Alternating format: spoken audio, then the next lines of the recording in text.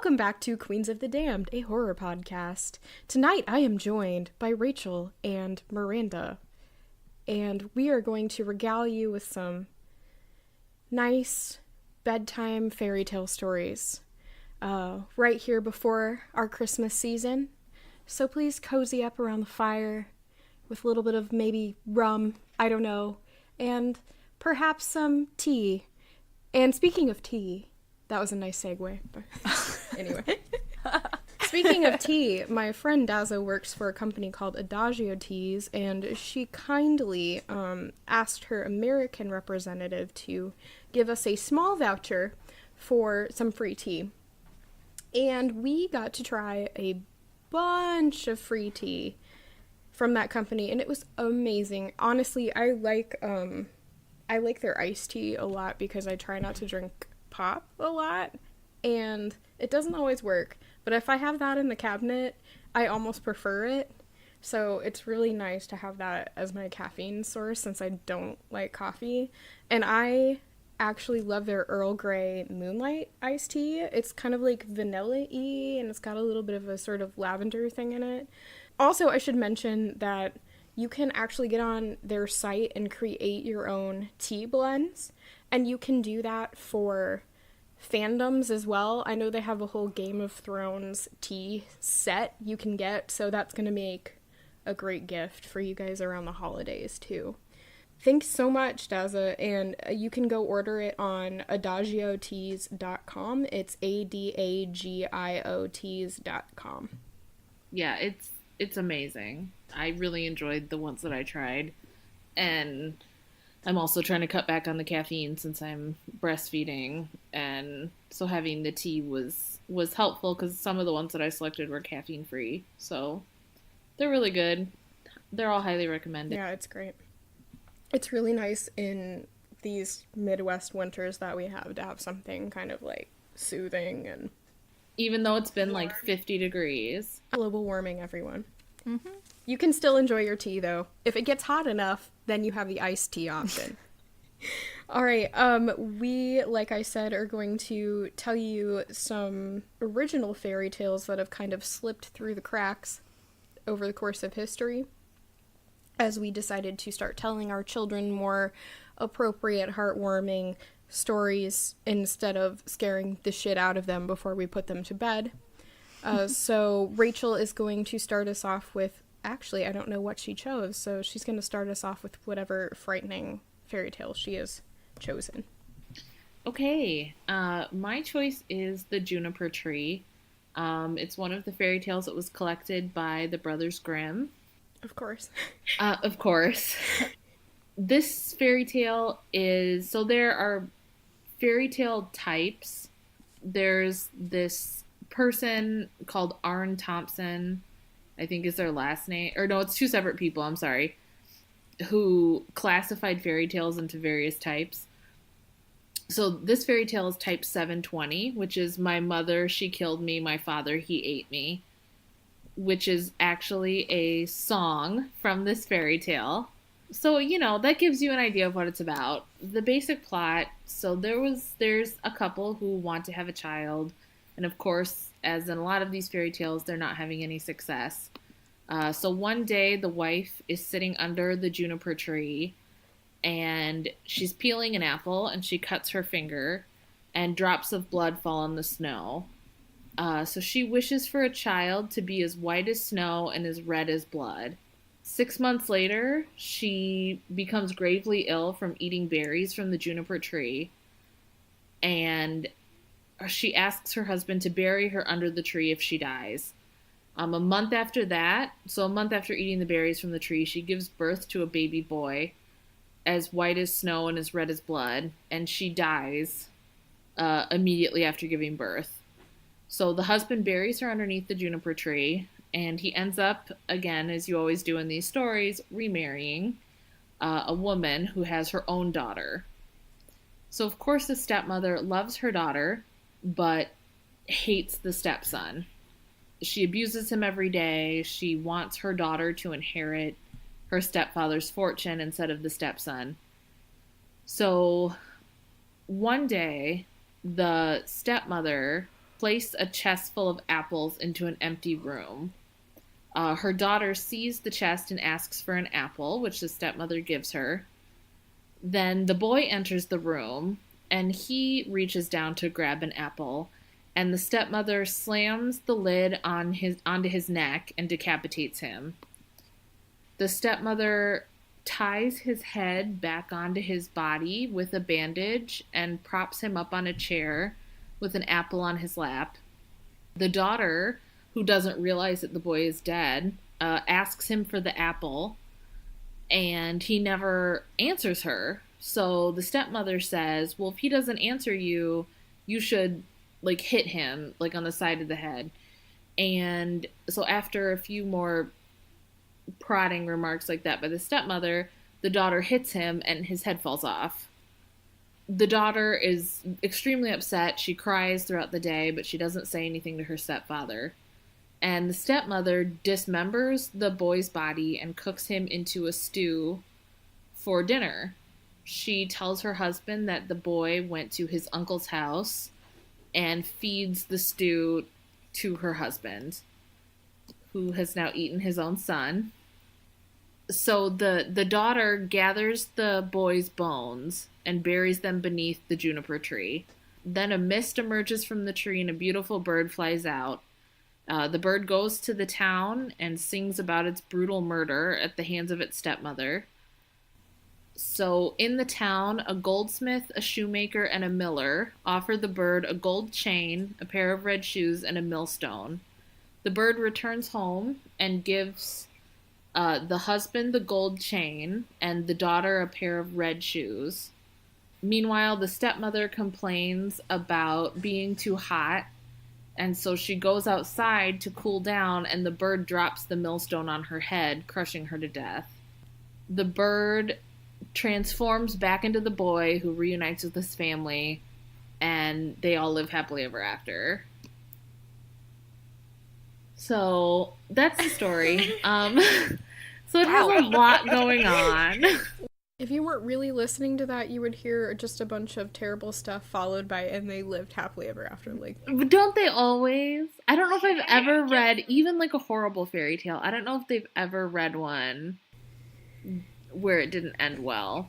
So there is a song. So my mother, she killed me. My father, he ate me. That's part of the song that the bird sings to the villagers. How is he white as snow and red as blood? Because I keep picturing him with, like... I know, it doesn't really explain that in the story. Okay. Because I'm imagining his skin, like, candy striped. Yeah, it does not explain that in the story. All it says is that his skin is white as snow and he's red as blood. So I thought it was his skin is pale and his lips are red, like Snow White. Right. Yeah, I don't know if it's like that or if he has like red hair. But that's all that it says. I assume at the time it would have made sense upon reading it. So for example, religion is a big part of this story. So the millstone, that's a biblical punishment, being crushed to death by a millstone. So if you were a contemporary reader of this story, you would have understood that this was supposed to be God punishing the stepmother. The fact that the stepmother offers the stepson an apple before brutally killing him is an allusion to, of course, Eve in the Garden of Eden. Mm-hmm. At the end, when the stepmother gets too warm, she's described as experiencing raging fires in her veins, which symbolizes the weight of her sins and the damnation of her soul. So actually quite a few Brothers Grimm fairy tales have a lot of religious overtones. Wow, I didn't know that. Yeah. It's an interesting story. It is also made into a movie, which I have seen a long time ago. In the 90s. It's an Icelandic movie, and it stars Björk. She plays the daughter. The movie's very good. But yeah, I did not realize that the movie was based on a fairy tale until we started looking up fairy tales for this episode. So I'm glad that I figured it out, because now I've read the story. I probably would not read it to my child. But J.R.R. Tolkien actually talks about it in an essay, and he says that this story is an example of the evils of censorship for children, because many versions in his day omitted the part where the father ate his son, and he thought that children should not be spared that unless you were just not, like, you may as well just not tell them the story. No, it's funny because every time we do something like this, ours kind of echo. Mine ends up having the same sort of message. Exactly. Yeah. And then there's mine. Oh my god. Shining example. Miranda, yours is good. Anyway, that was mine. I don't have a lot to say about it because I wasn't real familiar with it, but there are actually a lot of messed up Brothers Grimm stories. Like, when I was doing some Googling for this, there's a lot of really screwed up ones. The same. And there's also a collection of fairy tales, like new fairy tales, called My Mother, She Killed Me, My Father, He Ate Me, which is very good. Which I did not realize also got its name from this story. So. Okay. Oh, and there's a Neil Gaiman and a Joyce Carol Oates in there. Mm-hmm. John Updike. Well, that was awful, Rachel. Thank you. You're welcome.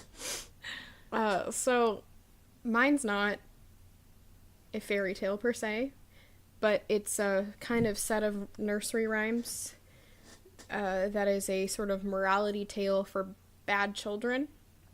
It was published in 1848, first in German, and I can't remember the author's name, but I may have written it down in here somewhere. It's called, and I'm gonna murder this, Struwwelpeter, which means shock-headed Peter, and we'll get into that a little bit later.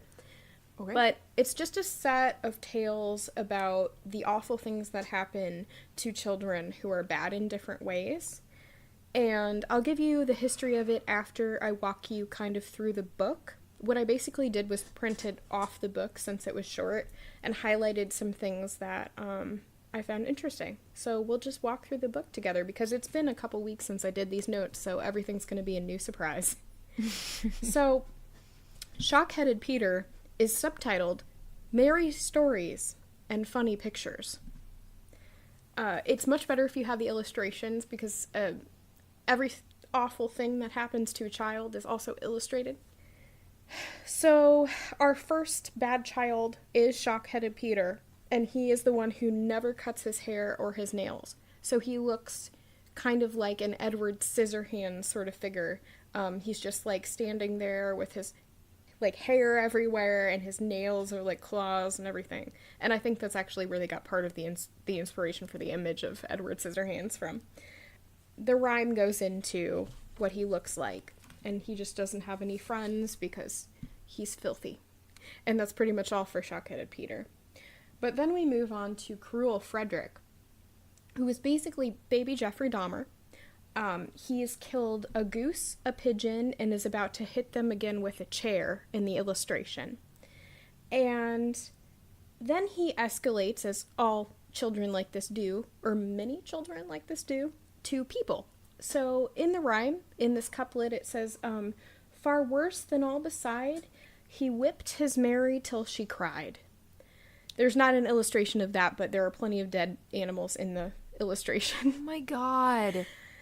Then he snatches up a whip and whipped poor Trey until he was sore. Yes, Trey's a dog. He whips poor Trey until he's sore and growls and bites him until he bleeds. But then the dog bites him back, and presumably he learns his lesson. Doubtful. Okay. That's where that story ends. Then comes the dreadful story of Harriet and the matches, which is my personal favorite, actually. Harriet's mom goes out to the store and says, "Don't touch the matches, you little idiot." And she just loves the way they look when they burn. And so she lights a match and, okay, there's some good poetry here, so I'll just read that part. Harriet said, "Oh, what a pity, for when they burn it is so pretty. They crackle so and spit and flame. Mama, too, often does the same when she lights the matches. So, for some reason, there's cats here, and the cats are anthropomorphic, as they always are in these tales. And the cats are kind of forewarning her, don't light the match, and it says, meow, they said, meow, meow, you'll burn to death if you do so. And she lights the matches anyway. There is an illustration to accompany this of Harriet on fire. And it says, and see, oh, what dreadful thing, the fire has caught her apron string. Her apron burns, her arms, her hair. She burns all over everywhere. So she was burnt with all her clothes, and arms, and hands, and eyes, and nose, till she had nothing more to lose. That doesn't rhyme, bitch. Except her little scarlet shoes. That's a slant rhyme. That's cheating. And nothing else but these was found among her ashes on the ground. I love that one. That one's great. Oh my God. So the next tale is the story of the Inky Boys, which gets really damn racist. So, Agrippa shows up somehow, and there's these two white boys teasing this is not my phrase, this is the phrase they used in the tale, teasing what they're calling a blackamoor, cringe. So he says, boys, leave the blackamoor alone, for if he tries with all his might, he cannot change from black to white, which is funny because it's actually a quote from Titus Andronicus. From the character Aaron the Moor, he states that his child, for all the water in the ocean, can never turn the swan's black legs to white, although she laved them hourly in the flood, which I thought that was really interesting that the author had the, kind of foresight to put that in there. But the ultimate ending to this is that the boys will not stop teasing this poor child, so he dips them in ink and makes them live the rest of their lives black. That actually changes something. Yeah, I know, that's kind of a little, yeah, okay. Then, for some reason, it's not children anymore. And we have the story of the man that went out shooting, and he goes to shoot rabbits, and for some reason, the rabbit takes his gun and tries to shoot him and misses, but he falls in a well, so it's all okay. That's all I'm going to say on that one. Then there's the story of Little Suck-a-Thumb, which kind of introduces this sort of motif of a boogeyman, where the mother says, don't suck your thumb. If you do, this tailor will come, and he'll cut off your thumb with scissors. And he does, and it happens. And there's an illustration of, this giant, skinny, frightening little tailor person coming in with these giant pairs of scissors and just, hacking off this little boy's thumb, and there's blood dripping everywhere. And that was by far the most interesting thing, because apparently the scissor man was a thing that this author introduced to American culture, but I've actually never heard of the scissor man before, or that sort of type of the boogeyman, so I don't know. I couldn't find anything else on where that came from. After this, there's the story of Augustus, who would not have any soup. Very specific. Does anyone want to guess what happens to him? Does he get baked into the soup? No.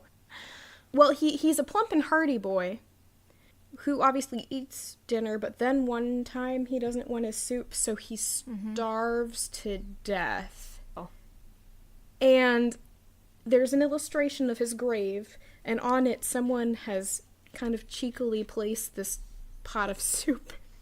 Why would you put the one thing he didn't want on his grave? That doesn't make any sense. But I thought that was really funny.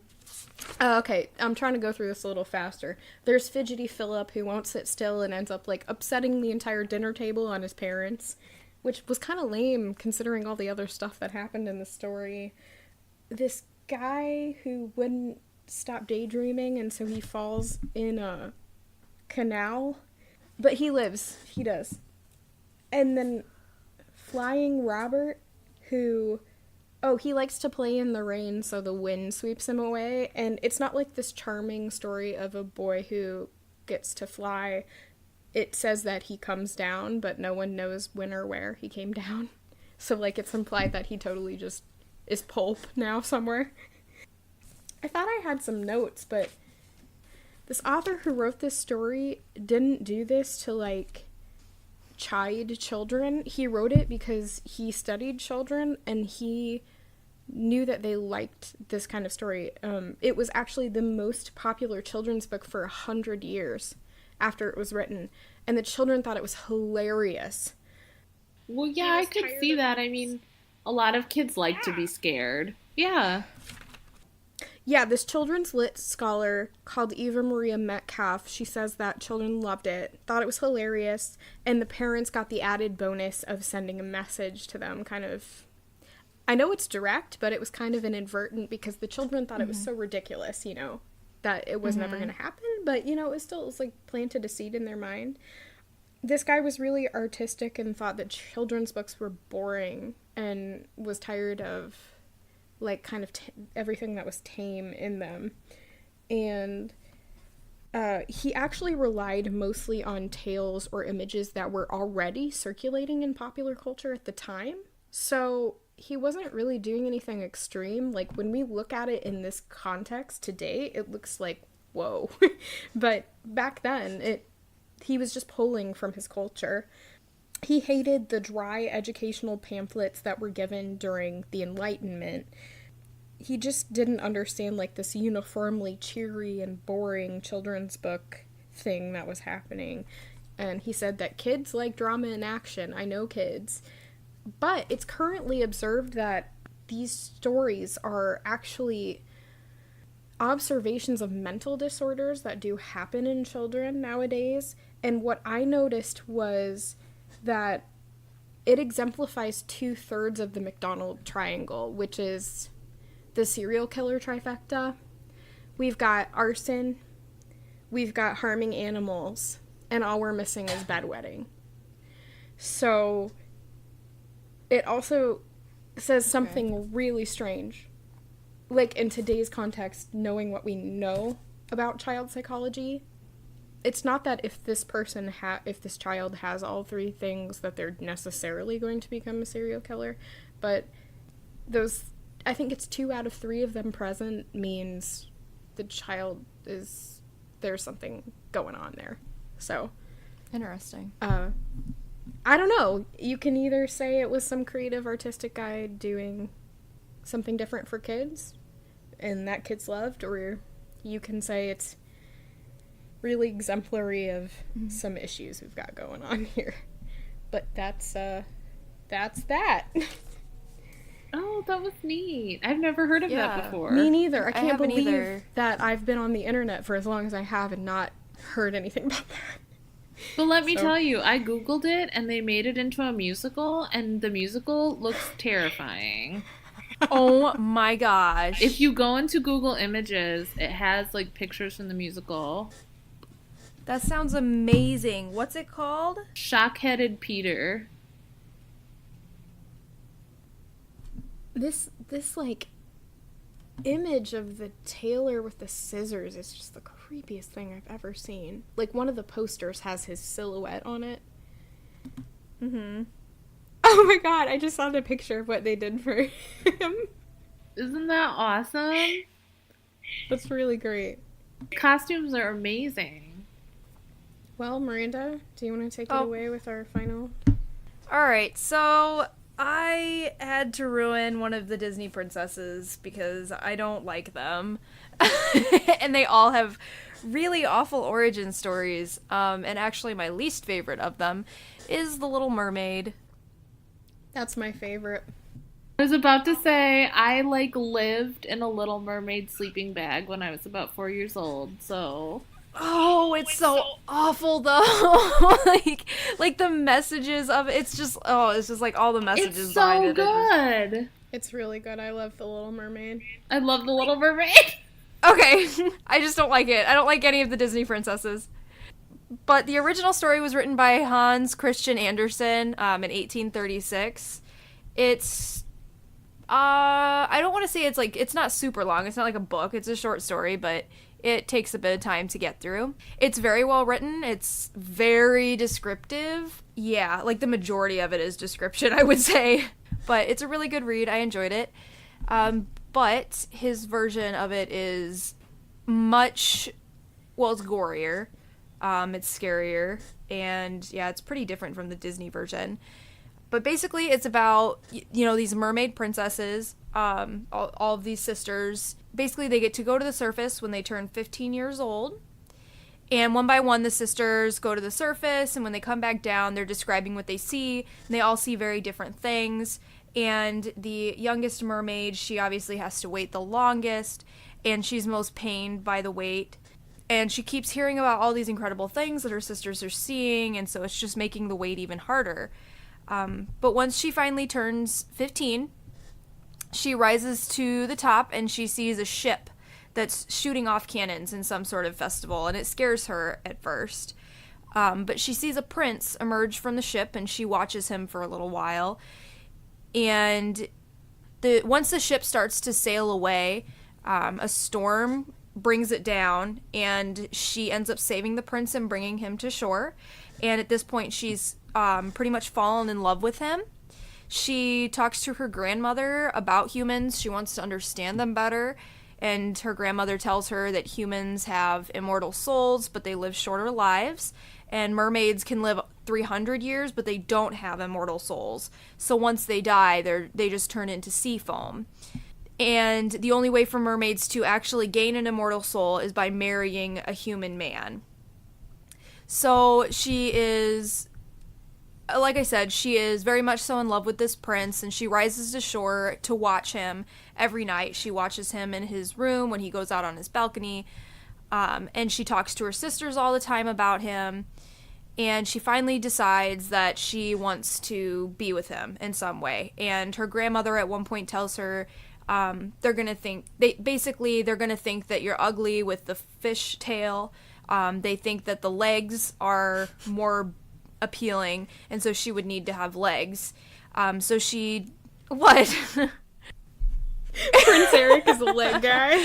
Like, what? But basically, she decides that she's gonna have to see the sea witch to be with her prince. And when she meets with the sea witch, she gives her a potion that will make her grow legs, but it's at the cost of the mermaid's voice, because she has the most beautiful singing voice of all the mermaids in the ocean. And so the sea witch cuts off her tongue, and then she also tells her that when she drinks the potion, it's going to feel like a sword is cutting her in half. And every time she walks, it'll feel like she's walking on knives, and her feet will bleed constantly. And also, if the prince decides not to marry her and she doesn't obtain an immortal soul, she will die and turn into sea foam at midnight after the marriage. So she goes to shore, and she drinks the potion and is found on shore by the prince. And they become really close, and he appears to fall in love with her, even though he calls her dumb a lot. I mean, it's simply because she can't talk. No, she doesn't have a tongue. But that... Oh, yeah. So that meant something different. Yeah. When, okay. Okay. Yeah, I had to keep... Like, what? I had to Don't keep ruin reminding Prince Eric myself, for me. like, wait, he's not saying she's stupid, it's just because she can't talk.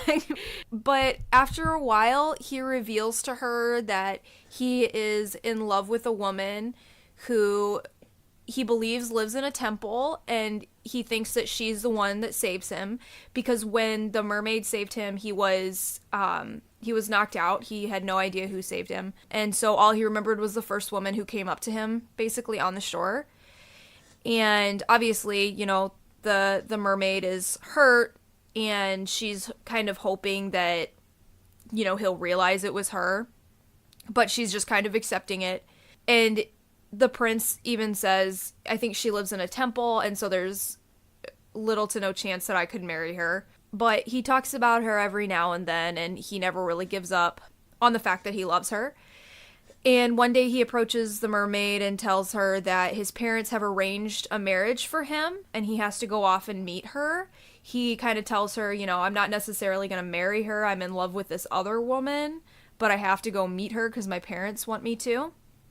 But when he arrives, he finds out that the woman that he believed saved him was the woman that his parents arranged for him to marry. So that night he does marry her, and the mermaid attends and dances at the wedding the whole time. It's really sad because the whole time she's acting normal and happy, but like you know, because like it's telling you that she's constantly thinking about, okay, like I'm gonna die tonight, and she's obviously really worried about that.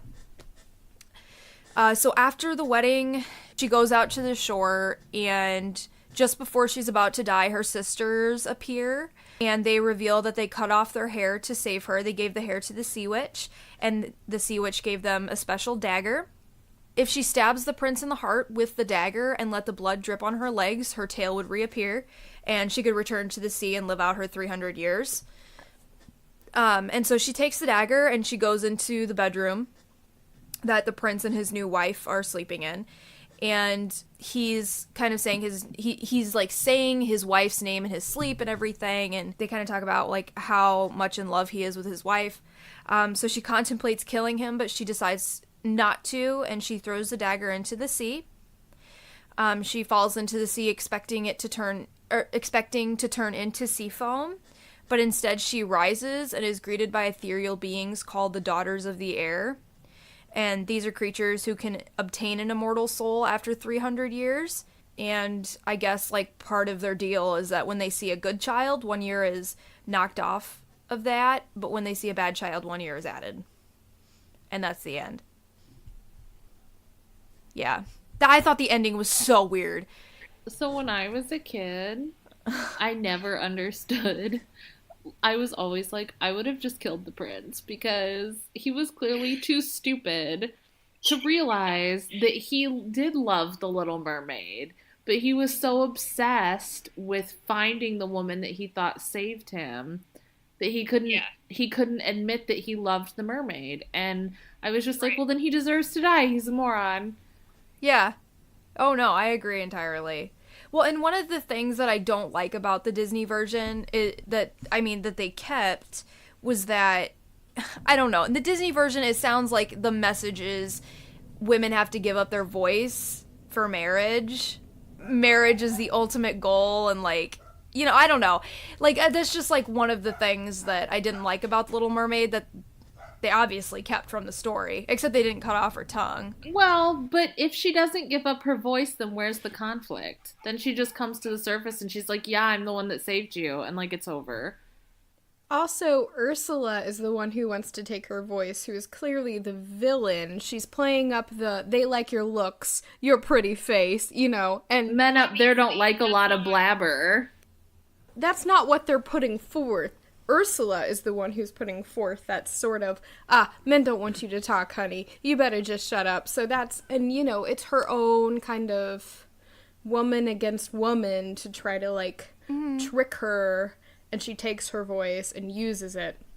And then people are always like, oh, well, the Little Mermaid, she only went to the surface because she wanted to get a man. But no, she had wanted to go on land. No, she was obsessed with the outside Eric world. was just the catalyst that actually made her do something about it.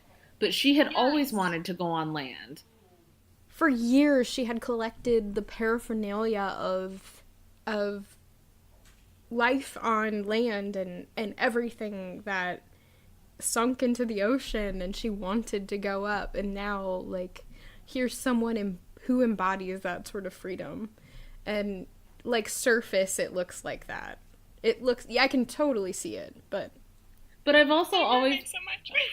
I know. I'm telling you, I lived in a Little Mermaid. I had a Little Mermaid sleeping bag and a tent and a, like, comforter and sheet set. And I had Beauty and the Beast high tops. I had all the Disney Princess stuff. And guys, I carry my laptop and my mic around when we're going to record in a Frozen bag. So I'm clearly not over it. Yeah, I've always loved the original version, but I always thought she got a raw deal. I agree with you. I don't like the ending. Yeah. Oh yeah. I mean, and it didn't really, like, the fact that he was laying there and he was, like, saying her name all the time in his sleep, I would have been pissed. Right, that would have just made me even madder. I know. I don't know. Prince Eric is my favorite prince. And I know he's a little stupid. But I still love This him. prince in the original story is just like super dumb though. I mean, Yeah. Oh, that's too bad. Cause he's just like she said, he's just so, or like one of us said, he's just so obsessed with figuring out who saved him that he can't see what's right in front of him. Yeah. Well, that's the same in the movie, though. I mean, But at least he I heard gets his hypnotized voice. in the movie.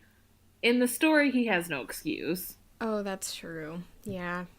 Ah, damn it! The one genuinely nice guy, and he has to be stupid. Yeah. Well, and then, so what I hate about the story, which I think is a worse message than cutting your tongue out, is that he loves to watch her. I remember that he loves to watch her dance, and so she dances for him all the time. But like Miranda said, one of the parts of the deal was that she's in excruciating pain every time she takes a step, but she dances for him anyway because he loves it, and he still doesn't fucking marry her. Yeah. Oh my god. No, I haven't read the original story. and I read know it when there's I was a bunch of shit in kid. that, but, God knows like, why. oh my Probably God. because it was Little Mermaid. Because it's Hans Christian Andersen. Well, a lot of the time he's pretty benign. I tried to read his book of fairy tales straight through. It's a large book. And I got so bored with the inanimate objects. All of his are depressing, and like half of them are like about how he was like I know. So he did do The Nightingale. Yeah, that's right, because he was in love with Jenny Lind, who was this huge Swedish singer, and he like kept falling in love with all these women that like were already married, or like they just didn't like him back, and so he would write all these stories inspired by these women. Oh my god. So he wrote The Nightingale, and Wikipedia tells me that that's where her nickname came from. She was the Swedish Nightingale. He's kind of like Poe. All these like dead and lost women. Yeah, only like they were all alive. They just weren't interested. He did do The Steadfast Tin Soldier. That one's a downer. All I remember is like the little tin soldier, and he's in love with this ballerina toy, and the little boy that owns them like throws him in the fire, throws the tin soldier in the fire, and the ballerina falls in the fire too, so they burn to death together. Can each of us name a fairy tale that ruined us? Oh, The Steadfast Tin Soldier for me. That one, when I was a kid, I used to sob when my mom would read that to me. Miranda, did you have one that like was read to you when you were a child, or that you've read? I can't think of any. I mean, I wasn't really into fairy tales when I was a kid, so Right. I can't really Right. think of any. Mine, I think, is the Velveteen Rabbit. Oh my god. Yes. That quote about how about being loved. I can't remember what it is. I have to look it up. Did you guys ever see the movie The Fox and the Hound? Oh Jesus! Once and never again. I don't understand what the message of that movie was. The message of the movie was literally, yes, your differences are enough to keep you apart. You cannot be friends. That movie made me... So, a few years ago, they released that movie on DVD, and I would cry at the commercials for the DVD. Like, just thinking about that movie. Well, you would think that's crazy. Okay, it's a quote about being real. So the Velveteen Rabbit, in case you don't know, he was the most beloved toy of this little boy who got very sick, and then once the boy got better, someone advised him to burn all of his I think he toys got, like, because scarlet he could get fever. it again. Yeah, scarlet fever. He could get it again. And somehow, I can't remember, somehow the rabbit doesn't get burned, and there's some sort of fairy, and there's a quote about he wants to become a real rabbit. And I'm gonna fucking cry right now trying to find this quote. He's asking about the parameters of what being real means, and Oh, I found it. I found it, and it's a downer. Why is this in a children's book? I don't know. yeah, no, you're right. I don't know why this was given to children.